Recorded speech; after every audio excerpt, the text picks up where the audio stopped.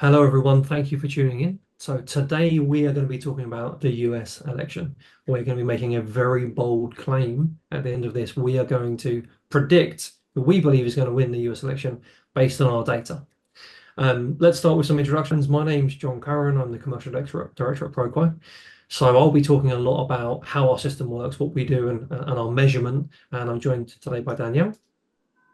Hi everyone, I'm Danielle Wiseman. I'm the head of brand partners here at ProQuo, and I'm the one that did the deep diving analysis and story creation that we're about to take you through.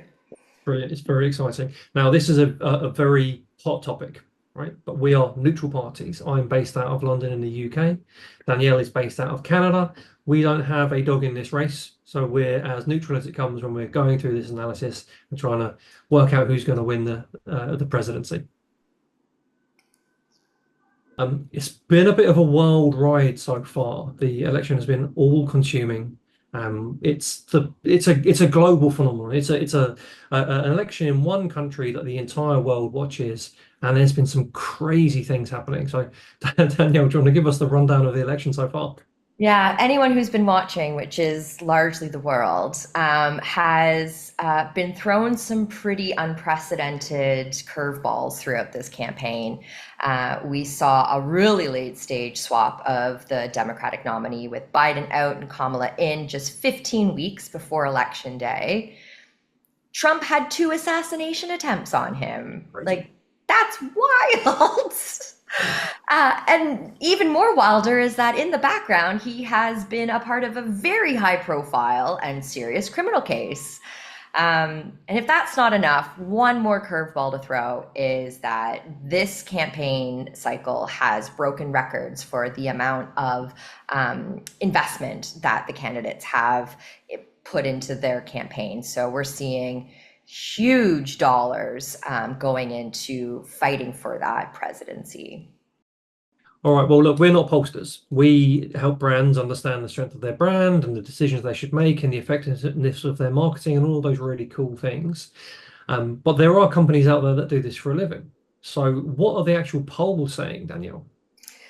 Yeah, so the 538 is kind of widely regarded as the authority on the most accurate polls predicting the outcome. And right now, 538 has Harris and Trump in a dead heat, even heat. So it's a coin toss from a pollster's perspective. And are Betting they, markets, on the other before we hand, get on to the next one, are 538 accurate? Do they normally successfully predict the winner? like with any polling prediction, it's not a guarantee, right? We don't have, magical powers and crystal balls to be able to be absolutely certain. But no, 538 has traditionally been the polling authority, and right now, yeah, it's a coin flip. But when we look at betting markets, particularly betting exchanges where it's peer to peer and it's not a bookie kind of setting a price, we've looked at Smarkets and they have Trump as a clear favorite. They're predicting he's going to become the president at a probability of 64%. Wow. So slightly different stories coming out. All right, so we've got the traditional polls, they're saying it's neck and neck. We've got the gamblers, they're putting their money on Donald Trump. We thought we'd get involved as well, right? So we're going to use our technology to understand who's going to win this presidential election. What did we want to look at to figure this out? Well, our territory's brands, right? So we wanted to understand the strength of each of the candidates' brands, and to kind of get into the granular details, we dug into understanding the importance of familiarity, how the different campaign approaches have kind of played out, what the results of each campaign strategy has kind of delivered against each candidate's brand, and the campaign ads that they've ran as part of that campaign strategy. What impact has that had on their brand? And all of that has, really been the journey for us to answer two key questions.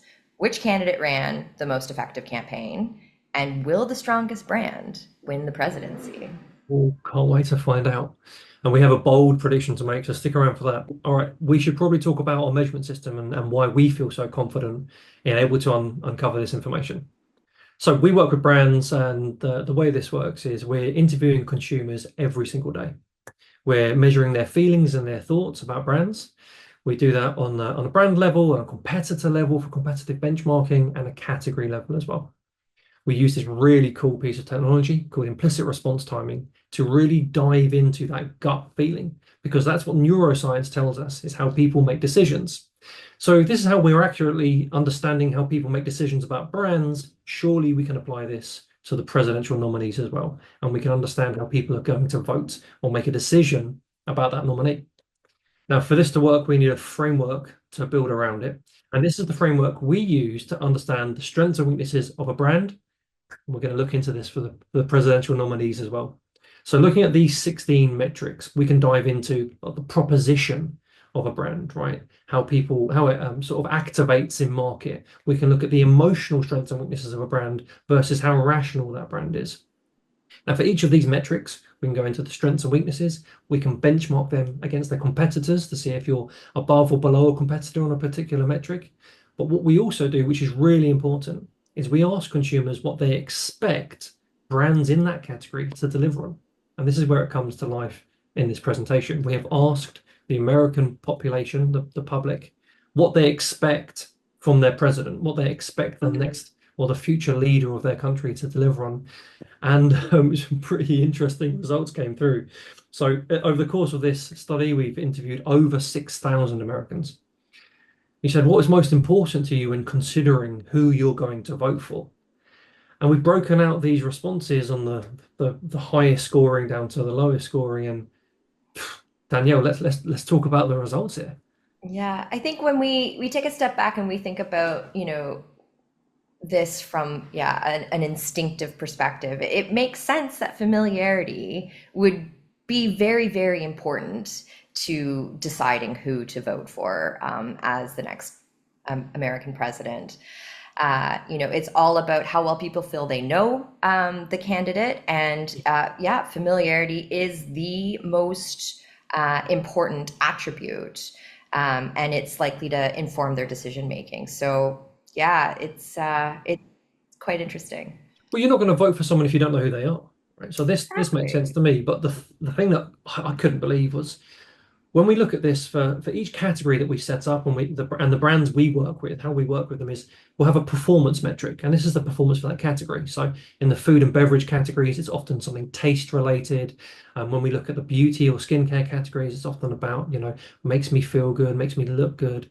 For this category, we had performance as leadership, right? How strongly people feel about the leadership. And when we're looking at this, they're not expecting much from leadership from Yeah. the new president. It's crazy, Yeah, right? it's a bit of a disruptive attribute, isn't it? Yeah, no, there might be a couple of reasons for that. One being, when it comes to leading the country, it's not just the individual, it's the party. And so when we're kind of measuring the individual brand, maybe that doesn't factor in as much. But I think calling out, the second most expected driver being innovation is really revealing about what America wants right now in their next president, and that is someone who's going to shake things up. Innovation's all about, how forward thinking, how pioneering, how, what's new, and so that is really important to people. They want to break away from the status quo. And popularity, another one of those, Well, it's a popularity contest, right? it It's the is a world's popularity biggest popularity contest. contest.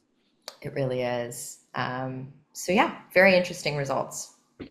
Okay, so we're going to focus a lot on familiarity over the next few slides, and as we dive into this.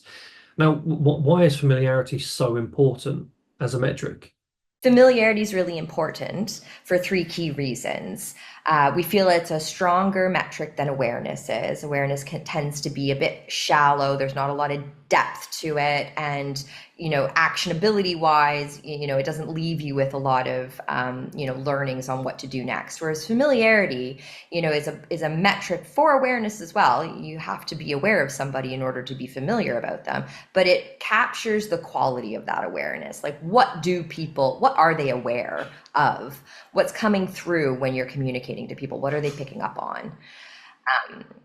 Now, and we've also seen that it's a really strongly correlated metric with marketing investment. The more you're reaching out to a brand, your audience, the more brand touch points people are experiencing, the more familiar they're going to grow with your brand.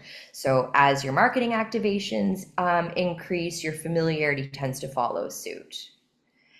And lastly, the more familiar you feel about somebody, the more likely you are to like them and to trust them. And it is a really important attribute of like building that relationship with your audience, whether that be consumers or, in the case of our webinar today, voters.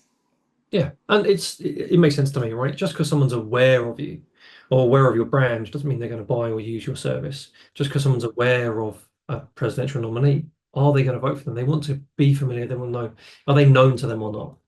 So what we've done is we've looked at the campaigns that each presidential nominee is going to bring forward and the impact they're going to have on awareness. Now, there are two very different strategies here. Yeah, when we kind of take a step back and we look at how Trump ran his campaign versus how Kamala ran her campaign, they are markedly different. Trump's was really simple and targeted. He went after his base of, energized fans.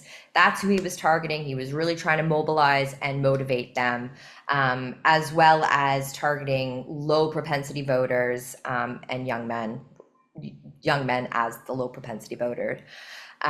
Whereas Kamala went, pretty traditional. She tailored her messages to key audiences and delivered key messages that would resonate with them. As an example being targeting women and the message being reproductive rights. And she, in a very traditional format, threw a lot of money at it. We're talking 4 times the investment, or nearly 4 times the investment, as Trump has spent on his campaign. $500 million is quite a bit of money to spend in 15 weeks. In a So very short period of time. very impressive. I know a lot of marketers that would wish they had that budget. Yeah, what we could do, right? But also kind of how they spent that money, which channels, how they activated was really different. Trump kind of went the non-traditional approach, as he does. He shunned some, really key traditional media outlets like 60 Minutes, and in favor of doing, podcasts with Joe Rogan.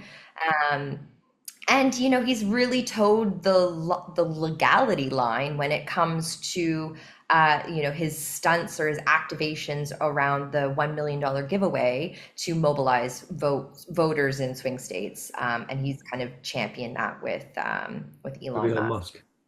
Yeah, and it's a funny thing because he's already been president. He already had 4 years. He's won an election in the past. He never really stopped campaigning because No. even after Biden came in, Trump has spent the last 4 years sort of saying it wasn't a real election and he is still the president. So he's had 8 years of campaigning head start ahead of Kamala. It's wild. And like, yeah, I think we could all take a page out of his book for trying new things, right? Whether or not we think everything has been above board is kind of separate. But he has he's flipped the script and he's done things his own way. You got to give it to him. Kamala, on the other hand, she deployed, the traditional tactics. She did the traditional news interviews. She orchestrated a really comprehensive door knocking campaign that's kind of been going on towards the tail end of her campaign. And, she spent a lot of money to make sure that there were a lot of eyeballs on her campaign messages. And we'll see kind of what the outcome of each of those approaches has resulted in terms of their brand strength. Well, let's talk again about how our measurement system and how we've used it to understand these campaigns. So one of the things that the brands that work with us do is they upload their assets into our platform. We put them through the same brand framework, the same measurement system that we do to understand their brand baseline. And then we understand if these assets are having a positive or negative impact on that. So this can be advertising, innovation, NPD, even concepts, any format that you want to understand or put in front of your category, we can do that. And then we can say, right, here's how people feel about your brand, and here's how this asset is moving the dial on your brand baseline. So what did we want to test here for each of these campaigns? Well, we wanted to take a really balanced approach, and so we chose three comparable campaign ads for each candidate. We tested both of their campaign announcements, which are a little bit longer format, really meant to be, emotionally driven, and kind of set the foundation for what each candidate stands for. What are they campaigning? What makes them different? How are they going to lead? What does their America look like? And, this is politics. Attack ads are just part of the equation. So we tested two of Kamala's attack ads directed at Donald Trump, and we tested two of Trump's attack ads directed at Kamala. Okay. Interested to see the results of these now. So we start with Kamala, and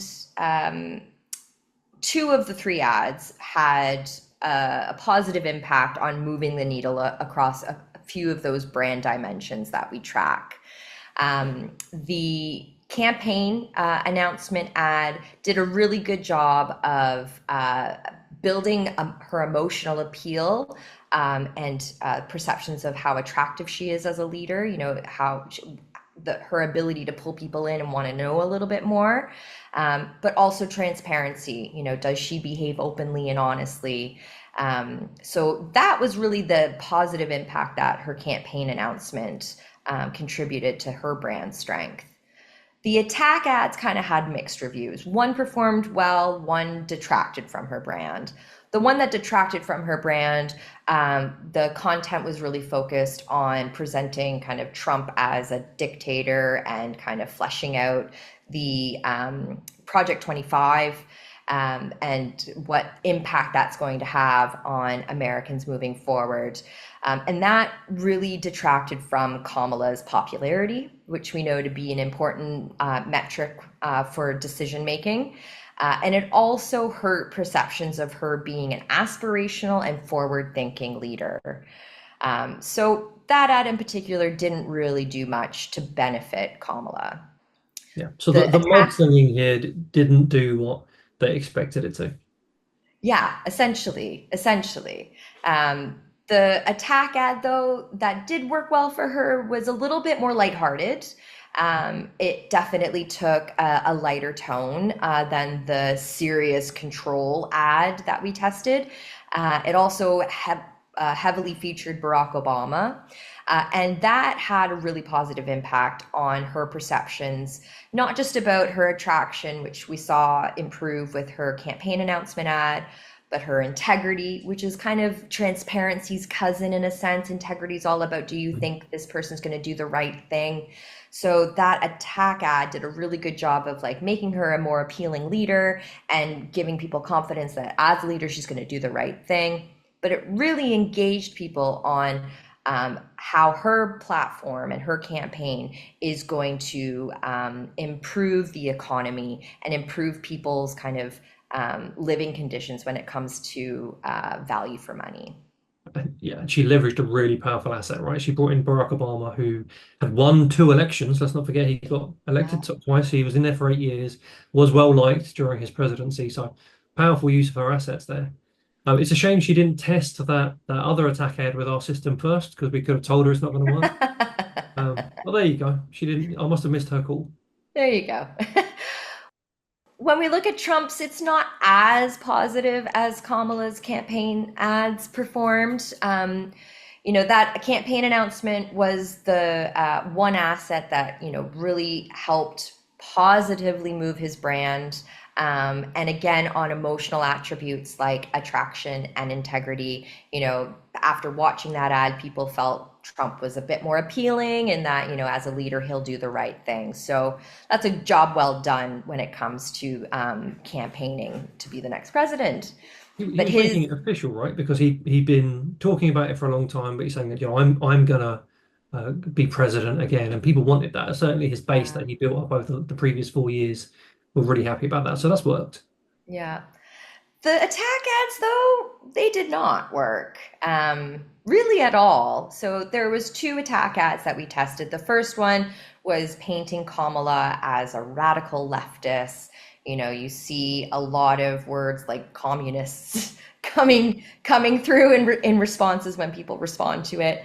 And that really kind of hurt Trump's popularity and his differentiation. And I think that says a lot because Trump, as a presidential candidate, is quite unique, right? Because he's not a politician. That's what makes him stand out.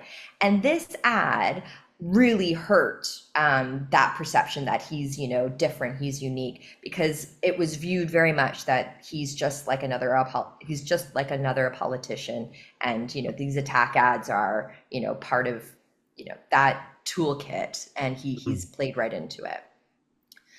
The second attack ad, Kamala, Trump's all about those earworm kind of nicknames that get stuck in people's brains. And it was, a pretty personal attack ad on Kamala. And the response that people had to this was they just didn't really understand what the purpose of it was. Like, why is this relevant to me? What is he really telling us with this ad? So it hurt his relevance, it hurt his clarity, but people found it appealing. So read into Yeah. that what you will. Okay, interesting. So we've tested those assets. We're having a better understanding of the effectiveness of each of those. The key thing we talked about is familiarity, right? That's the metric we want to look at. So how are we diving into familiarity and understanding that for each of these nominees? Yeah. Like ultimately, we've seen that familiarity is the metric you want to move forward, and each candidate's taken two very different approaches to building that familiarity. We've seen how those ads have responded, and this is kind of what that shape of familiarity looks like for each of the candidates. So when we dig into those system two responses, we've gone over more than 2,000 across both candidates. We found that when we asked people to relay what they found familiar, what they were familiar with regarding each candidate, three themes emerged. They were either familiar with them through their policy, through their leadership qualities, or their character. And it's quite interesting to see kind of like how that breaks out differently for each candidate. Um, for Yeah. Kamala, we see, she is definitely more known because of her policy, 9% more so than Trump. And we see that Trump's familiarity is much more heavily influenced by his character than Kamala's is. Yeah, this makes sense, right? He is a character. And Right. he's familiar. He's well known. He's been a president before, whereas Kamala probably wasn't particularly well known before becoming vice president. What does she have to run on other than here's what I'll do for you? Because you don't really know who I am and what my character's like. Yeah. Now, each candidate is what's most familiar for each candidate is regarding their leadership. So we do see that leadership theme come through, but it's more about, them as an individual, what's their quality as an individual, and their ability to be a leader. So we wanted to kind of dig into that a little bit more. Let's do it. So when we dig into policy, again, whether it was negatively viewed or positively viewed, we didn't go to that level, but we thought it was really interesting to see how people were engaging with Kamala's policy versus Trump's policy, because policy is definitely a much bigger factor into Kamala's familiarity than it is Donald's. And you see a divided America, essentially. Some people are really pro-Trump policies. You see a lot of language around the economy, and how he's going to fix things. People are not happy with the economic state of America right now, and so they feel as though he's the one with the policies that are going to get them out of the situation they're currently in. Whereas Kamala's policies are a little bit more, well, complex, right? She's not just campaigning on the economy, she's campaigning on things like reproductive rights, she's campaigning on equality. And so you see that, yeah, people are responding to the policy messaging that each candidate is promoting in very different ways. So they're diving into not just like the popularity contest of who is this person, do I want to vote for them, but what are they going to do for me? Yeah, exactly. We said leadership comprised, the majority of what people felt they understood about each candidate. And this is where Trump starts to eke out a little bit more of a favorable lead on Kamala. People are 5% more favorable about Trump's leadership than they are about Kamala's. And that largely comes down to two things. One, he's been the former president, so he's got experience. And again, experience, whether it's positive or negative, it still has contributed to people's confidence that, him leading the country, he can do that. But also, his legacy as a businessman. And again, whether he's a successful businessman is not really what we're debating here right now, but the fact that he has, ran businesses, for the last few decades, people have a little bit more faith. But this comes back to the idea of not a politician, he's a business leader, and maybe that's what we need right now. Yeah, exactly. Now, Kamala, her leadership's, 57% weaker. Her views are 57% weaker than they are strong. And where we see that is because she's a politician, people don't necessarily trust her as a leader because they don't necessarily feel it's, on her own merits, right? You see language like she's a puppet, and she's kind of, just doing what, the elite want her to do. But then you also see things like, because she does conduct herself in a pretty traditional way, she comes across a bit more presidential. And so because of how she carries herself, the tone she uses, that has instilled trust that she will be a competent leader. Yeah. Now for the interesting The breakdown. final part of this. So we know that Trump's familiarity is like largely informed by his character, but that character is not necessarily positively viewed when we kind of hash through the sentiment of Donald Trump's character. 80%, almost 80% of it is negative, and people use some pretty harsh language. There's quite some interesting reads when you start digging into that. But they liken it to he's a sore loser. You see words like he's a misogynist, he's a racist. Like some things that just are not the most savory character traits that you would look for in a leader. But when people are favorable about a character, it's largely because he does shoot from the hip. He's straightforward. He speaks plainly, and that's relatable to a lot of people. Yeah, he's Marmite, right? You love him or you hate him. He's really Yeah, polarizing as a character. very polarizing. Kamala, on the other hand, she's got a more favorable outlook on her character. And when we go back and look at those campaign ads she's ran, and how she's conducted herself in interviews and debates and what have you, she's been really careful about the tone that she uses. She's come across warm, authoritative, and that has really contributed to shaping how people view her character. You see words like genuine, relatable. There's a lot of language around her having empathy for people and really understanding their situation. So yeah, really interesting kind of qualities of familiarity that we've seen take shape throughout this campaign cycle. All right, we're going to see how this all comes together now. So what we do with our platform is we interview people every single day. We measure their feelings and their thoughts about brands every single day across those 16 metrics.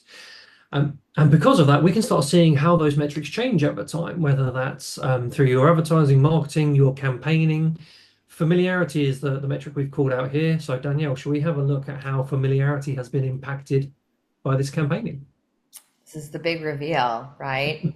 We've shared largely what the System 2 responses are telling us about each candidate's brand familiarity. But the System 1, the strength of how strongly people are feeling towards each of those candidates, there's two very different stories playing out here. Kamala was down 11 points on familiarity when we first started tracking. And that makes sense, right, John? Like, former president, Yeah, household name. Trump's familiarity is going to be inherently higher than he's Kamala's. got a strong base. People know Yeah. who he is. Yeah.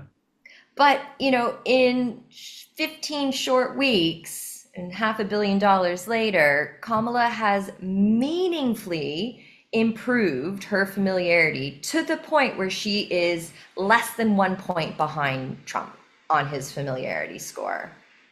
Yeah, Now, she's done an amazing job with a lot an of money. amazing job. She's genuinely had an impact. Her campaign has genuinely moved the needle on this very important metric. And any Yeah. brand managers watching, like, this is what you want to see as a result of all of your hard work, is this metric moving. So Kamala's campaign has achieved that. Yeah, and it's typically one of the things we talk about when we show these views to the brands we work with. And we say, look, this is when you activated this campaign.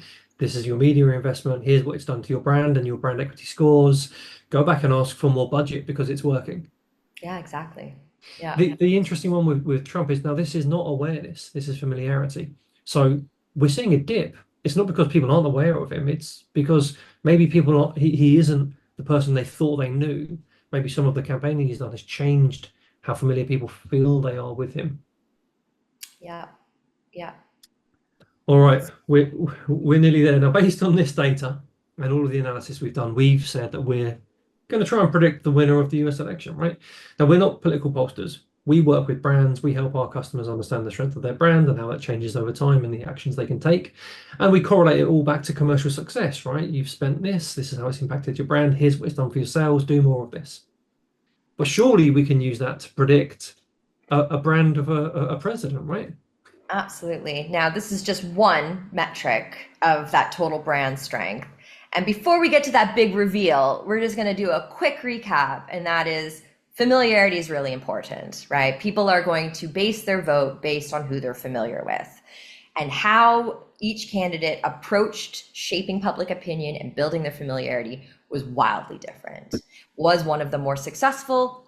It looks like Kamala's campaign was more successful. She meaningfully grew her familiarity, and that quality of familiarity was more rooted in policy than Trump's was. So hopefully people are making decisions based on the issues that they really care about.